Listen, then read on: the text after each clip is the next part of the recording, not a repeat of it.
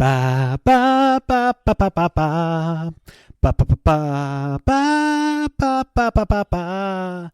Ba ba ba ba ba ba ba ba ba ba ba ba ba ba ba. Now, Matt, as you can see, I gave a pretty straight rendition there because this, I gotta say, it was a pretty straightforward episode. Well, let me first also say welcome to Yelling at Gaseous Anomalies. I'm your host, Captain Matt Ross, and I'm here with my XO and number one, Michael Pontone. How we doing tonight, Mike? Number one to my Captain Matt Ross, feeling pretty good. Not a bad episode. Happy to be talking Star Trek. Happy to slough off the ruin of my everyday life, except, of course, my dog and wife. I mean, my wife and dog. How bad? How dare I? Well, you notice I also didn't interrupt your terrible singing. But, I mean, you know, it's a very nice singing. It's this, actually, we're now going to be covering a episode 13, Balance of Terror. To me, it's one of the best episodes ever of the original series. It's actually an homage to The Enemy Below, a submarine chase story, which this kind of is in space. It's actually, I think, submarines in space. That's what they are. That's the way starships in Star Trek are. Big, lumbering ships that go through wide-angle turns. It's kind of almost like Age of Sail ships. That's the way starships are shown in Star Trek. Age of Sail. Lumbering, slow maneuvers, also more like World War II. But this is a great episode. It's actually one of my all-time favorites out of all Star Trek. I can watch it hours and hours on end on a loop almost. I find all the characterizations and great depth. But what did you think overall on this? So I was thinking Master and Commander, obviously. I do love 19th century warship stuff. Let me just give the quick synopsis that I'm just pulling online. While investigating the destruction of 4 outposts along the neutral zone, the Enterprise plays a game of cat and mouse with a Romulan warbird. Classic setup, introduction of the Romulans. Listen, I'm going to be honest with you, Matt. I liked it. It wasn't my favorite. And here's the thing. I like Trek. All my favorite Trek has a pretty heavy dose of sci-fi in the story. So let me explain. Like, I'm not a huge fan of like disaster, right? I am a huge fan of cause and effect because one is not the episode. Yeah, the episode, the deja vu one, because I like the idea of like, okay, they're stuck in a time thing as opposed to it's the Poseidon Adventure or Towering Inferno in space. It was good. I mean, here, let's take it from the top. No. Wait. I wanted to read the TV guide version of what you just read as well. Go for it. It goes, after a century of peace, the warlike Romulans have sent a powerful flagship to probe the Earth's defenses. With 3 outposts already destroyed, Kirk knows that that retreat will only invite further devastation. His alternative, counterattack. This week's episode of Star Trek. You also should mention that this is written by a man named Paul Schneider. He is actually credited, Robert Justman, and mentions it in our Bible, the TOS book, These Are the Voyages, Season 1, talking about how he came up with all of the ideas for the Romulans and their entire structures. A whole bunch of little interesting things on that, which I will touch upon. But I'm going to tell you this right now, even though we're at the beginning. To me, this is a 10, this episode. I'm telling you right now. You could save your rating for later, but to me, this is a perfect Star Trek episode because it blends humanistic pieces together. It has a really good story. It has an adventure, and it actually shows to me the characters that are working well together. But taking it from the top, Mike, you go ahead. What would you like to say? Okay, let's taking it from the top. Okay, I dig that we're starting with the wedding. It's very cool. It kind of sets the tone for the entire show because it is saying like, hey, this is a Navy ship just like 1,000 Navy ships for 1,000 years where there's a captain who is a multi-purpose leader. He's going to marry you, and then the next day he might send you off to death. I like the conceit of the Romulans popping up and them being fascinated by the cloaking device. I love the look of the Romulan warbird. I don't know why the bird of prey. I don't know why they changed the look of it in TNG. I think it's a really cool kind of like sleek, dark shadow of the Enterprise, where the Enterprise is like honestly a little bit awkward looking because it's not supposed to be a warship. This is like a sleek, like a dagger through space. And I really like the painting of the bird underneath. Evokes the Romulus and Remus Roman Legion look, of the eagle. So all that stuff I loved. Well, it was good. I agree with you on everything you're saying. I mean, there were contrasts. Again, this was designed by that production designer Hua Chang. He came up with the Romulan warbird as well as the various design elements for many of the things like the phaser, communicator, tricorder. So the warbird is really interesting to look at, and it is kind of a contrast between the Earth ship or the Federation ship, Starfleet, with its long nacelles. Although one can make a debate that the Enterprise is perfect in its design if you look at it head on for camera work and otherwise. I do like the fact that the warbird does seem to sleekly moving along, slicing through space. But that's the idea, because submarines were originally narrow because they were on diesel engines and they had to slice through the water when they were on top. So it's got a very similar idea. And in fact, it was designed to be a submarine to look that way down to the bridge. Matt Jeffries wanted to make the bridge on the Romulan warbird cramped. But I want to point out something from the top. Last episode of Yelling at Gaseous Anomalies, I said that was the end of Yeoman Rand, but we see Yeoman Rand here. Why is that? Well, I'll tell you why. This was the 3rd episode of Star Trek ever filmed, so of course she was in it. It's a little weird, but it was the 13th one ever shown on TV. Yeah, it's a little odd placement, but doesn't make any sense with the scope of the writing and the trajectory. I don't know what the hell they were smoking, because you go from the nonsense, the confused, muddled nonsense of Miri, and then that's further along than this in terms of the writing. Well, there's a reason. This had a lot of optical effects between phasers firing. Now, we're seeing the remastered version, but even if you see the original version, with the phaser blasts, which are proximity blasts, later named photon torpedoes, the designs cost a lot of money in the 60s to make the designs of the ship, the exteriors of the ships. You had a lot of things going on there. So it took a long time to composite that, to put onto the film, not video, to put it on there. So the only other episode at this time that cost more and took more time in special effects was the Corbomite maneuver because of the large Phasaerus. So this has a lot of optical effects between the warbird firing, that torpedo that they fire, the Enterprise firing its phasers, and all the exterior shots of them flying around and disappearing, the warbird turning on its cloaking device. Like I said, by the way, this is based off on The Enemy Below, which stars Robert Mitchum. Robert Mitchum, right? And if you haven't seen that yet, and Mike, if you haven't seen it, it's available for YouTube for free. Take a look. It's very jingoistic, pro-USA at first, but if you take a watch the story, you get the same thing you get here, which is the sides of two captains and their crews, each doing their duty. It's an interesting contrast between our hero, Captain Kirk, and our unnamed Romulan commander on the other side. Did you like that Romulan commander? You realized who Mark it was, Leonard, didn't of you? course. Oh God, I feel bad that I'm gonna. This seems like maybe the first time that we're really gonna disagree. I really did not like what Mark Leonard was doing here. I didn't like it.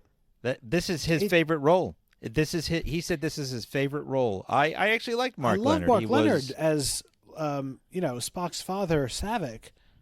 I know. Spoilers. But no, here's my problem with him. Listen, I grew up with TNG, DS9 Romulans, okay? Romulans are snide, sneaky, the opposite of Vulcans. They have, as Worf says, they have no honor. And you know what? They're not even like fun like the Cardassians, because Cardassians will stab you in the back while pouring you a drink. The Romulans will stab you in the back while pissing on you. Like, they're not fun. They're not fun people to hang around with. And Mark Leonard is playing him as so mopey and melodramatic and like introspective and like depressed. He's like an emo captain. Well, isn't he like Captain Pike? He's the counterpoint to Kirk. You're talking about someone who's tired of war. In the Enemy Below, German captain of the submarine, he's tired of it as well, but he is pushed forward by his mission to, by the way, always turn to the same direction to meet up with a task force that, just like the Romulans, always turning to the same direction to go where they're to where they're going to. So this is literally the same characters, but with a space theme. There are a lot of differences too. I will give you that much. I thought Mark Leonard played his character brilliantly. This is the first appearance of the Romulans, and you're doing hindsight 2020, looking at, well, I know what the TNG Romulans are. I mean, you could also say one of the Romulans in the episode The Neutral Zone is played by Mark Alimo, who plays Gul Dukat. I know. So what does he know of Romulans? I got other By the stuff. way, Keep going. Well, Mark Leonard, he is actually a rarity in Trek. He's played 3 characters, or 3 specific types of characters. Can you name all 3 of them? You know 2. God.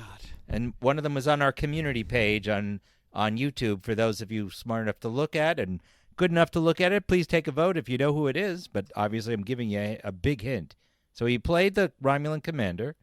Obviously he's Spock's father. And Mike, you have any idea? I'm not going to get it. I'm sorry. No, I'm not going to. He's the Klingon captain in the motion picture, the first one you see. Oh.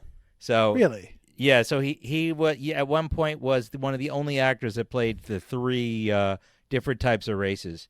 An interesting design on the Romulans because they have the pointed ears like Spock. Before we know about... Yeah, wait, hold on. I got stuff to say there. Keep going. Go ahead. I want to make a point. Okay, I was going to say that it was a cost-conscious issue over here. They only had enough ears to make Spock, the Romulan commander, and his Centurion. That's why the Romulans are all wearing helmets.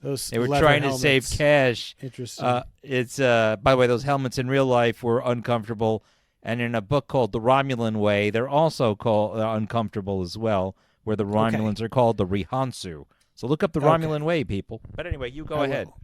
Thank you. Here's the problem, again, that I have in this episode. It's missing a scene, Matt. Oh. It's missing a writing scene. There's at no point does anyone say, hey, they look just like you, Vulcans. And there's at no point a reveal where Spock would say, yes, we are actually related. They were a martial, warlike version of us from thousands of years ago. They split off and started their own empire. It's the same goddamn problem with Miri, where there's just a second Earth that no one comments and there's no explanation. In this, there's a warlike race that looks exactly like the Vulcans, which I think Spock might say one word briefly about. But you're missing the whole thing. Of course, you need to have everything spoon-fed to you. No, they don't. They don't say it. At no point at no point is anyone shocked. Matt, they've never seen Romulans before, right? They Correct. see Romulans for the first time. They look exactly like their ally, like the first officer. I know the guy is like, oh, hey, we should look at Spock. Maybe he's a traitor. But at no point is anyone like, hey, that in all the billions of alien races, these guys look exactly alike. Spock, what's up with that? Well, you're interesting. You point out Paul Connie, who plays Mr. Styles, which expresses that type of hatred, as we could see in the dialogue. I was suggesting that Mr. Spock could probably translate it for you, sir. I assume you're complimenting Mr. Spock on his ability to decode. I'm not sure, sir. Well, here's one thing you can be sure of, mister. Leave any bigotry in your quarters. There's no room for it on the bridge. Do I make myself clear? You do, sir. You don't have to say it. He looks directly at Spock, and he makes a snide comment. And there's that shock on the bridge. Everyone stares directly at Spock once he is able to break through and realize it's the same. And you have one of those classic raised eyebrow looks of Leonard Nimoy or Spock raising his eyebrows going, oh. And they do mention it in the conference room. Spock says, I do believe they could be an offshoot of my Vulcan heritage. We know what they look like. Yes, indeed we do, Mr. Stiles. And if the Romulans are an offshoot of my Vulcan blood, and I think this likely, then attack becomes even more imperative. War is never imperative, Mr. Spock. It is for them, Doctor. Vulcan, like Earth, had its aggressive, colonizing period. Savage, even by Earth standards. And if the Romulans retain this martial philosophy, then weakness is something we dare not show. It could be, the Vulcans are very private. They've alluded to that before in the past with the Vulcan mind meld, how things are very private. They're very alien. They're not going to be chatting about their failures or the people that are in there. So there are some reasons for that. But in this episode, it gives way to the racism in our perfect post-apocalyptic world, post-apocalyptic world of Star Trek and a utopia. The old hatreds still exist, and that was what was shown here. By the way, another naval show, a movie like this that also has touches of this is called the Bedford Incident, starring Sidney Poitier. You should also check that one out. Yes, I do like war movies. This is essentially a war movie, and this was one of the more exciting ones to me. They had a whole bunch of things. This is like a huge episode for all of Star Trek that's echoed for years and years, whether it's in the JJ Universe movies, which doesn't handle it well, to that show called Discovery or Picard even. The Romulans do play a central part. In fact, they were supposed to be in Star Trek 3, but everyone thought Klingons would be cooler. That's why the Klingons have a bird of prey, because that was actually supposed to be an updated Romulan bird of prey. Okay, this leads me right into it, okay? Go ahead. Tell me, Matt, because, I look to you for all my lore, and I love chatting with you because, I'm half talking about the episode and half just trying to squeeze someone who knows a lot. What is the official explanation as to why the Romulans and Klingons developed similar technology? They both have cloaking devices, and they both have birds of prey. Well, you'll actually have to come to a later episode for that. You'll find out that there's actually an exchange of technology between the Romulans and Klingons. The Romulans and Klingons in the lore, realizing they just can't compete with the United Federation of Planets, a.k.a. the United States, form an alliance. It's basically Russia and China that have combined together. And what they're doing is they're trading technology. They don't get along with each other. In fact, they hate each other. But they do trade technology with each other. And then if you watch Discovery, you say, that doesn't make sense. The Discovery timeline doesn't fit at all. Exactly. So this over here, this is before the Klingons have gotten their cloaking technology. You will find that out in a later episode, but we'll come to that when we come to it. In this episode, though, you get the information of the Earth-Romulan War. As you may recall from your histories, this conflict was fought by our standards today with primitive atomic weapons and in primitive space vessels, which allowed no quarter, no captives. Nor was there even ship-to-ship visual communication. Therefore, no human, Romulan, or ally has ever seen the other. Earth believes the Romulans to be warlike, cruel, treacherous. And only the Romulans know what they think of Earth. Which has never really been described. Last time I had mentioned a book called Starfleet Year One by Michael Jen, I think it's Friedman. You should check a look at that one as well. A lot of homework assignments for you tonight, Mike, and I expect an essay by Friday, okay, which is from our timeline tomorrow. But this is, I thought, a very tightly shot story with, again, one of our returning directors, Vincent McEvedy. He did a great job on this. I just like the way they have all the lighting done and the tension that's built up.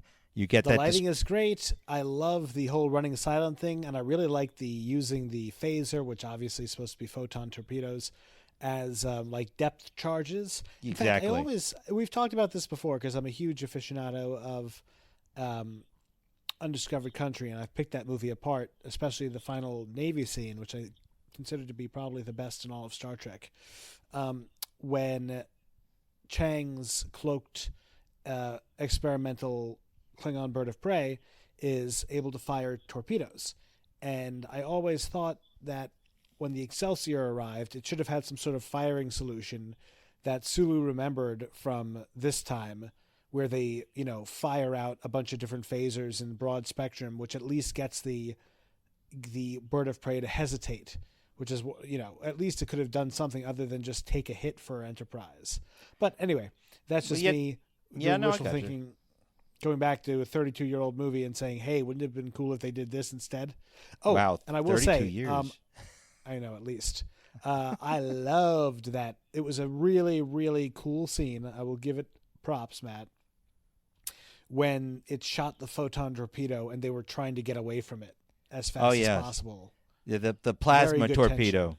Yeah, that's like he's like, here's put this in the marker buoy and launch, and they're counting backwards, going 10 seconds, 9, 8. That was great. But we first see that torpedo when it blows up the Earth listening post. They blew up 3, 8, and the one that they're at right now, where you see the end of Commander Hansen, played by a man named Gary Wahlberg. I found that entire thing, like, that was extremely tense. Like, we've lost everything, and I'm in below 5 miles of iron, and look, it broke our shields. It destroyed everything. That one moment, you could even see it on the actors' faces on the bridge. They emote like we're in deep crap because we can't handle that. And then when they have that torpedo coming at them, they're all freaking out. That's actually pretty wild. Yeah, I agree with you. That is one of the better tense scenes. And Yeoman Rand gets right up in his personal space. Well, remember, at this point, they're trying to make them a romantic couple. That was the original idea, but I'm glad that they didn't. So that's pretty interesting that you noticed that.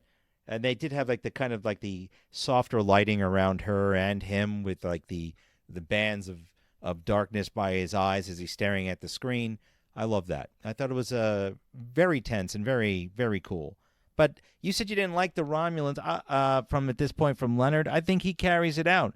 A war-weary, tired commander just trying to get home. He's not looking forward to the next war. A little bit heavy. A little bit too heavy. I did like how Echoes of Future Trek, I loved hearing the word Praetor. I'm like, oh yeah, Praetor Shinzon, Praetor everything in the future. Nice to see that they're already keeping it going, getting it going.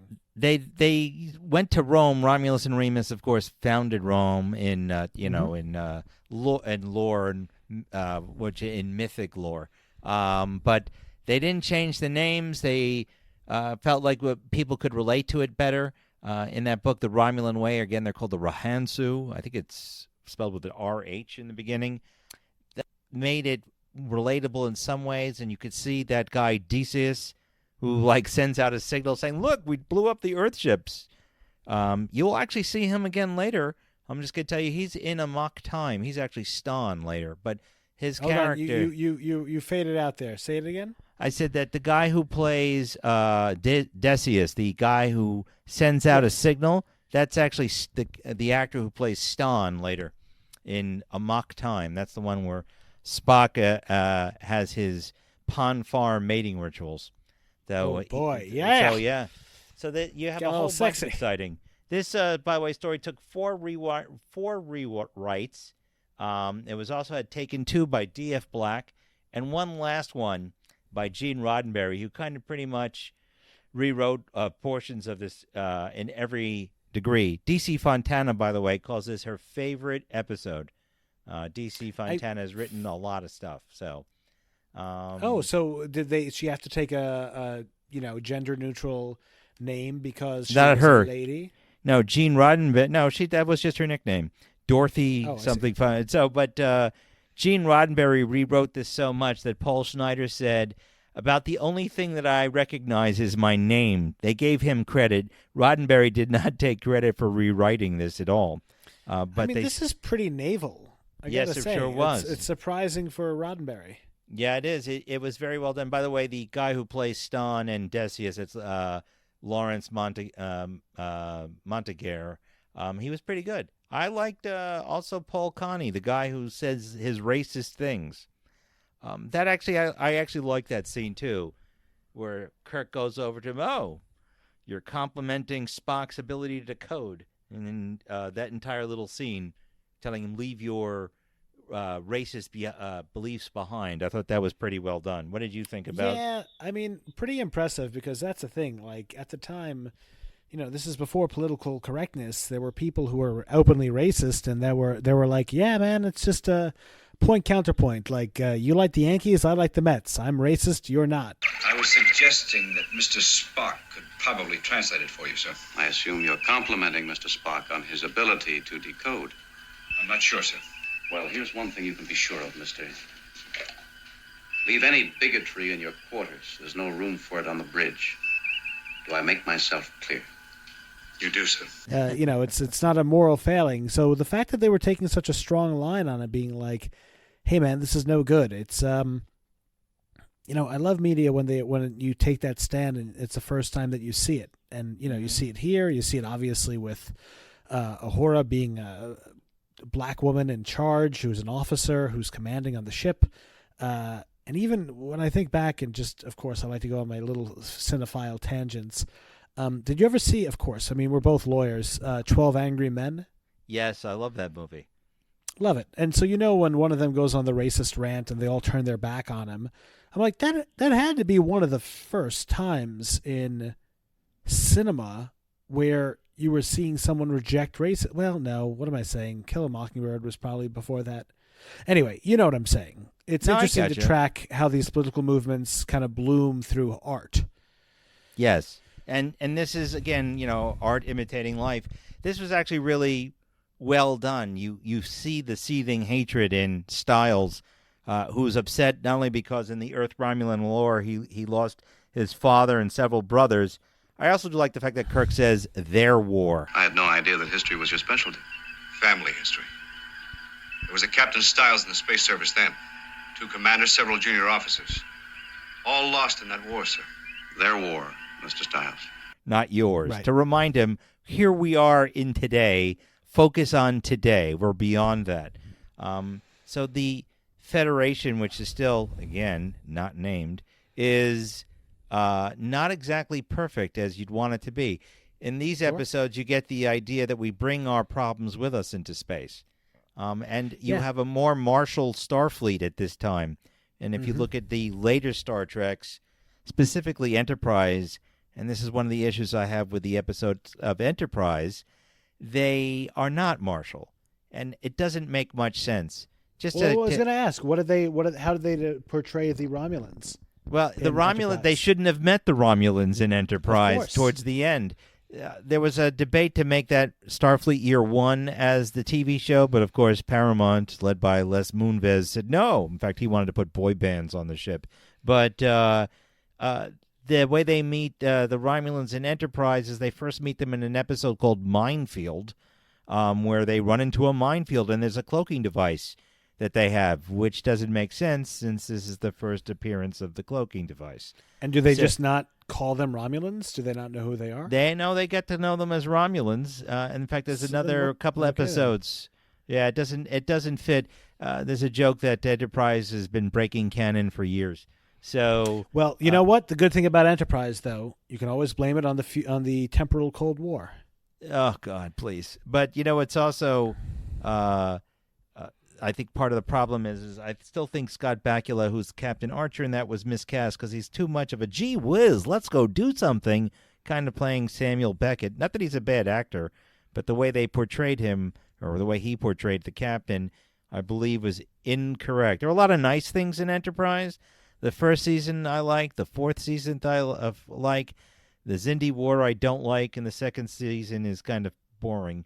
But the thing that Enterprise forgets, and a lot of people forget, you're coming off of World War III and the eugenics war. You had biological weapons. You had destruction of Earth. And now we have Earth coming on its own in TOS, the way you see it. Of course they're going to be martial. Of course we're going to be having weapons in space. Enterprise takes that all out. But getting back to this, if you didn't know about Enterprise, of course you would have ships with weaponry out there. Because you're slightly paranoid about everyone out there. You would want to have your ships armed. I mean, you could say that maybe, humanity in its growing up phase decided, you know what, we'll go out there and unarmed ships and everyone will be nice. But that's kind of naive. I think in the post-apocalyptic vision of this new utopia, there's always something in the back of one's head saying, like, yeah, we'll go out nicely, but let's carry a big stick with us. Walk softly, carry a big stick. But that's, I love that.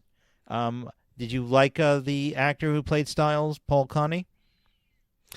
Yeah, fine. I mean, I don't know, nothing to write home about. It reminded me of something I liked a lot more. The Wounded, TNG. Oh, yes. You're talking about the captain who was in the Shawshank Redemption, and yes, Bob Gunton, great actor. Yes, great actor. That's very similar.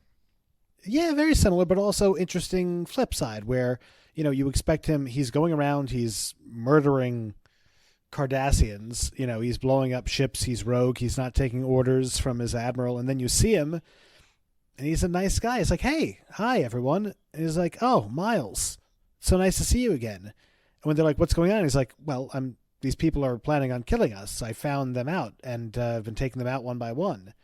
Just like the opposite, where it shows like people can have preconceived notions and paranoia, and to them it'll seem as plain as the nose on your face. Like, why wouldn't you be believing me?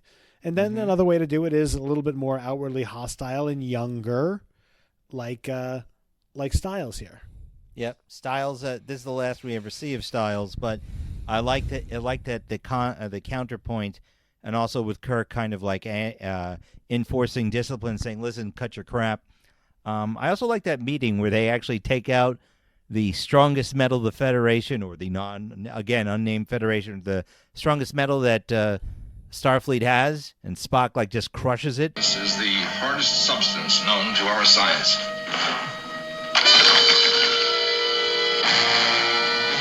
Lab theorizes an enveloping energy plasma, forcing an implosion.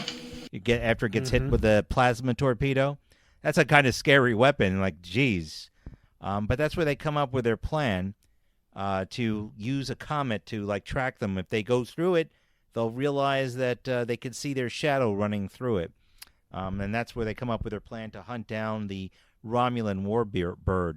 What, to me, you were mentioning Uhura, this is actually, I think, one of the best scenes where she shines in a way, is that Kirk calls the bridge. She's in command of the ship, as you were pointing out.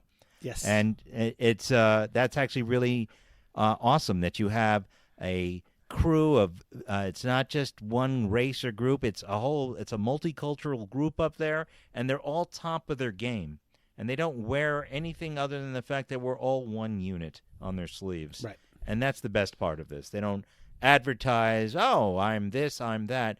We're all part of the same group, and we're going to work as a team, and that really comes across on this. Even with Lieutenant Styles acting like a racist prick, it is actually, and even he acts as part of the team as well. It's not like he said, I ain't working with Spock. I think he was just shocked, considering he had a personal connection in this. Did you have any comment on that no, I mean, scene? It's just that here's my problem with this. Mm-hmm.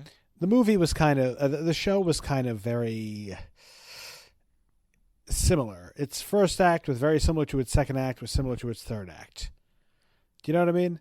And it's like nothing too much happens. Again, it's a nice, tense war thriller, but it's not like there's no big aha reveal. You know what I mean? Well, or, this is or a breakthrough or use of science. No, this is a war movie. It's 100% a war movie. But that's the thing. Go on. Sorry. No, I was just saying you learn things too. You learn about that split between the Vulcans and the Romulans, kind of. You learn that there was some fierce war that was very brutal and atomic, as Spock actually says. You also learn that the entire crew and the outposts are expendable to avoid war, which makes you wonder how brutal was that war. There's lots of apocrypha. There's no real discussion of it in actual lore. You can use Memory Alpha or Beta fans of Yelling at Gaseous Anomalies to look it up, or read the books that are out there. But it kind of adds to a sort of mysteriousness and yet somewhat familiarity for when this story was portrayed. You have Vietnam, so you can make this North Vietnam versus South Vietnam with the support of the United States, which is a proxy for the United States and Russia. And also you could take a look at it as North Korea versus South Korea. So to an audience in the 60s or even now, it does have that feel of a war film. I don't think it needs to add anything else. I also like the fact that you have the stress of command on William Shatner, on Captain Kirk in this. Mm-hmm. I think he actually plays that very well in some of his best acting. I think it's better done here than in the Corbomite maneuver where he loses it and comes up with bluffing. This one, he's freaked out in a way because he doesn't know if they're going to live or die. Why me? I look around that bridge. I see the men waiting for me to make the next move. And Bones,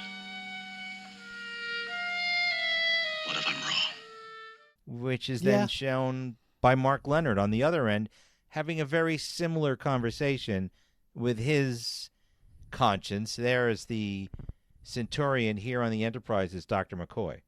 So, did you catch also, by the way, about the connection between Kirk and McCoy and Pike and Dr. Piper? No. Sorry, No? I missed it. Okay. In the menagerie, well, you'll see it more when we do the cage properly. In the menagerie, which was actually shown in the part 1, there's a scene where Pike says to Piper, I'm tired of all this, and I'm worried, and I'm tired of deciding who lives and who dies. And Piper, as his conscience, I do remember that. They were trying to do the same thing with McCoy and Kirk, and I think they kind of nail it right here. So there you go. By the way, when this aired, McCoy was like, well, that's the end of my contract. I don't know what's going to happen. And his wife said, yeah, we have just enough money to pay the mortgage for a year. Lo and behold, I think they made it for the rest of their lives. Hey, God bless him. Maybe that's why he was so nice to the fans. He was supposed to be pretty good to the fans, right? He really was. I met him. He was very frail when I met him in like the 80s and 90s. But he was always very affable, friendly to a fault, which was always very nice. By the way, Strange New Worlds, the newer Star Trek, redoes this episode almost scene by scene. It's called The Quality of Mercy. Everyone says, oh, it's just like, and that's a problem I have with Strange New Worlds. It's just like this. It's a problem with a lot of new Trek. They take all the existing better writing and they make this. I know. Well, I mean, it's the problem with, listen, it's why when you're updating things now, it's like, do you go the safe route? And this is what it is. It's a writer. They're up late. They're under a deadline. They don't have any life experience. And they're like, well, listen, if I could just take the original script and tweak a few things and slap a fresh coat of paint on it, I've just got it done. It'll be good enough. And the producers will like it, and we're pretty sure the fans will like it too because it's similar to something they've seen. It's the same crap that occurred with Force Awakens, which set the tone for a creatively bankrupt sequel trilogy that everyone's forgotten, that no one gives a crap about. Way less than the horrible prequels. It's terrible. Because at least the prequels were... Here's the thing about the prequels. At least they brought something new to the table that you've not seen before. It was trash, but at least it was different. This was just trash that you've already seen. Anyway, I digress. In terms of remakes, of course, you're not a horror guy, right? No, not particularly. Well, did you ever hear of a 70s Italian movie called Suspiria? Oh, of course. I love that movie. I own it. Yeah, it's a good one. Yeah, well, there's also one. There's also a space version of the same thing. It's pretty funny. What? Yeah, no, I'm serious. I have to find the name of that one, but Yeah, please yeah, do. it's pretty So- bizarre. There's the remake of Suspiria rocks. It Mhm. is so good. I loved it. And it's essentially arguably the same story, except completely different. They've gone completely different in a completely different creative direction while having the same kind of like elevator pitch of the movie, right? Right. So give it a look if you ever can. Mhm. And it just shows you like, you can make new things and also bring your own creative flair and choice to it, which I don't know. I guess there we are. There's not that much to say about the episode. That's another thing. It's like, it goes on. It's a nice thriller. It's got some good visual effects, and then it ends. Well, it's worth a lot to me in that the story shows the humanistic qualities of everyone. They're all working together. They're not. It's again a war story. It's a lot of fun. It has a lot of great tension in it. The interesting things that they did to make it like the submarine, like we said, with the firing of the torpedoes were depth charges. The plasma torpedo is a torpedo back. The thing to make it feel like a ship where the Enterprise is a chasing destroyer is the way they had the command to fire, like would happen actually in real life at that time. The captain tells the weapons officer contacts the phaser crew, and then the phaser crew fires. But boy, if you look at it that way, are those phasers over-engineered? Think about all the problems that they had. They've got the control points on the bridge. You got a crew of like 10 down there below, and the guy on top, plus buttons. And later we see like that leak, the coolant leak with the pink stuff. By the way, the actor who was down there, his son said, "How come Spock could save Styles but not you?" Because I don't know, but he said he was coughing up pink crap for like days afterwards. My eyes, the goggles do nothing. I was about to say, I don't even want to know what day on that day on the set was like. Like, all right, it's 1966. You're a third-rate actor. You got some lines. You're getting paid $50. Inhale this bright purple smoke that we're going to shoot into your face. Well, yeah, that's, oh my God. Yeah, I know, right? Well, by the way, this is one of the most expensive ones at the time. This, I can believe that. It was $236,000 at the time in 1966. That would be an episode today of $2,277,926.66, which kind of matches the year. But between the Romulan warbird, that special effect with the torpedo, I love every last little bit of this. And then when I watch this, I feel like I'm there. I feel like I can feel the tension. I like the way the captain talks to the crew about how they're all concerned. Will they get out of it? And even at that last ending, and they are of a kind. And in another world, you and I could have been friends. I always like that last scene when they finally get that Romulan warbird. I regret that we meet in this way. You and I are of a kind. In a different reality, I could have called you friend. They trick him. By the way, that's actually a kind of a scene from The Enemy Below, which I'll probably insert the soundbite about here, where they mention almost similar lines about, like, that one's a wizard. He knows my thoughts. Oh, Commander. How? He's a sorcerer, that one. He reads the thoughts. He's a devil, Ernie.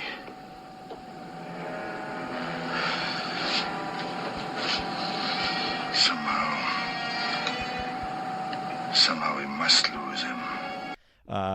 That's pretty much what happens in The Enemy Below, where they're chasing each other, and the U.S. commander kind of guesses at the German U-boat's plan. And then in The Enemy Below, the German U-boat always goes on a course 140, exactly the same coordinates kind of where Romulus is, to head on a specific plan. But I really like this one. I don't know, what else would you like to add to this? Nothing much. It was, again, let's get to ratings. Honestly, Matt, I know I'm going to break your heart. I'm going to give this a 7. Shame on you. It just didn't. It didn't. It didn't spark my imagination. All right, And- that's and fair. Honestly, that's what Trek, my favorite Trek, does. Even when it's very action centric, like even like when arguably the more action centric Trek I've liked, like the naval battle in the end of Undiscovered Country, or the Borg battles in First Contact. It was, I don't know, there was something about it that really swept me up. And this one was just like, okay, like you said, it's Navy in space, just like Disasters, Poseidon Adventure in space. It's cool, but I'm just like, meh. And what was your sci-fi conceit? Well, no, this is not a sci-fi the cloaking device is the sci-fi conceit, but you know, could say that's yeah. diving underwater. But if it came down to, I still, like I said, for me, this is a perfect episode. I give this a 10. Maybe I I'll make it respect go that. to a 9. But No, don't lower it on my account. I respect I'm not your lowering 10. nothing for you, man. But Okay. I really like this episode a lot. It actually, for some reason, it's always been one of my favorites out of all Trek. And when I watch it, I go to my happy place. And I like the fact that everyone's competent. I like the characterizations of people. I really like Mark Leonard as the Romulan commander. And I just find it all around enjoyable.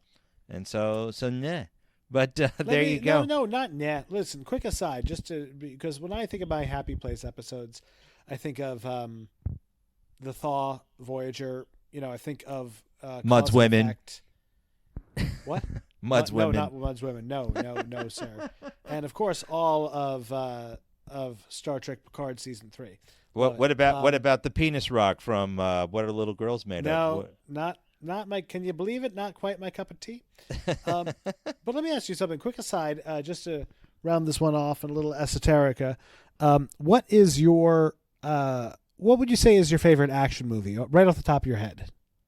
Die Hard. Interesting. You see, mine is Terminator 2.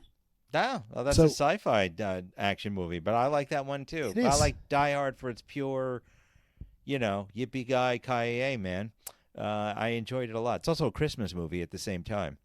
Yes, So- it is. I agree with that. Just like Batman Returns. If it takes place at Christmas, it's a Christmas movie. Well, all right. Well, so there we go. We got our scores. You gave it a 7. I'm giving it a 10. And I think we're wrapping it up this time on Yelling at Gaseous Anomalies. Mike, is there anything else you want to tell our beloved audience, all dozens of them out there? Hey, to you dozens, we love you. Keep listening. I don't care if it ever goes any bigger than just this a dozen or so. As long as they love us, because we love need you our too. sponsorship money. Come on. Oh yes, in a few years we might be able to get a brush. That's Something. right. That's right. Okay. Yes, the Fillmore brush. Well, don't forget to like, share, and subscribe, fans of Yelling at Yes. Gaseous Anomalies. And remember, you can always reach out to us at yellingatgas@gmail.com, or you can find us on our Facebook page or the numerous podcatchers that we're on, and YouTube and everywhere. And we look forward to seeing you on our next episode. Our next episode is actually a fun one called Shore Leave. That's on our next episode of Yelling at Gaseous Anomalies. Is that the one with the Alice in Wonderland rabbit? Yes, it is the one with the Alice in Wonderland boy. rabbit. And there's something really funny because one of the characters from this episode is prominently displayed in this one.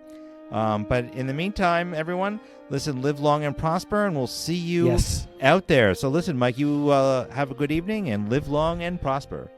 You too. Thank you, Captain. Both Earth outposts gone. The asteroids they were constructed on, pulverized.